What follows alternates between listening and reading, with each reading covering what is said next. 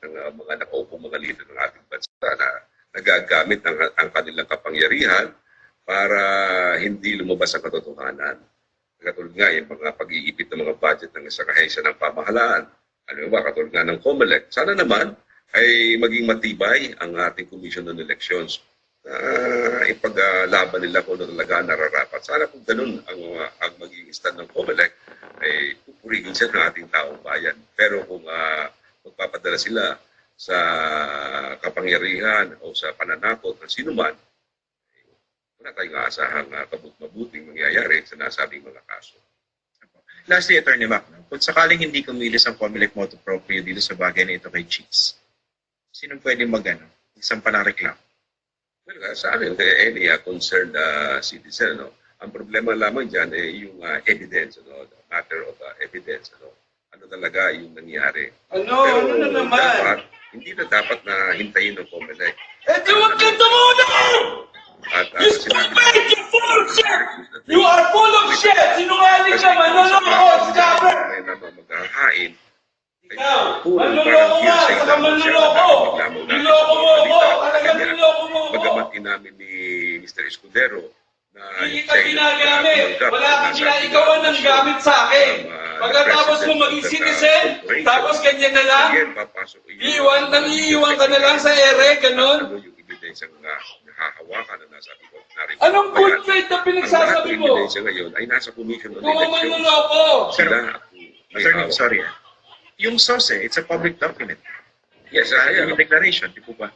yes, doon makikita nga kung ano. Pero siguro tingnan din Eh, natin so what? yung bang nasa Talaga napalubog na ako eh. Dahil sa'yo, manloloko ka kasi niloko gumawa mo. kaya siya ng sarili Dahil sa'yo, mawawala tong bahay. Kasi Hindi dahil sa akin. si Mawawala tong bahay.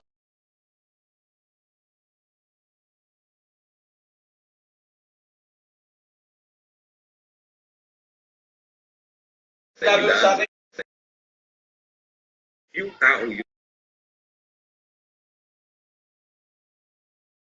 yung taong yun na nagbigay ng donation, dapat magbibigay din siya ng report or wag mo sinasabi sinila kita kay Monet. Si Monet, botong-boto sa'yo yun. Yun ay sabihin din sa atin ng Commission on Elections kung nakakompliant na tao yun sa nasabing requirement. Hindi lamang kasi yung kandidato ang nire-require niyan, kundi maging right. Alam mo, ito sabi niya, mandated by law. you have assaulted God with your divorce summons. Inassault mo si God. Ngayon, face your consequences. Face your consequences. Sabi ni God ganito, I will not stop till you were destroyed. Malaking natira. Sino mga mag-report yan? Dapat income yan. Pero alam mo, isang tao. Hindi mo nalako dahil sa'yo, ikaw ang may kasalanan. Dahil iniwan mo ako. Hindi niya nagastos yung mga ibang mga contribution. Eh, talagang napakalinis. Wala kang reason, wala kang valid reason. Illogical lahat yung sinasabi mo. Siya as income. Binayaran niya yun sa BIR, ano ang report na yun. And that should be the rule, that should be the policy. Abusive. Paano sinaktan kita? Paano ako naging abusive sa'yo? Talagang malinis ang hamari sa ating pamahalaan. Okay, Attorney Mac, maraming salamat po sa paliwanag ninyo. No? So, yeah, right. It's a very fair assessment of the whole situation. Maraming salamat. Thank you. Sana isang araw pag-usapan naman natin itong seniors. Saka yung postponement itong barangay elections. Ay, oo, sige po.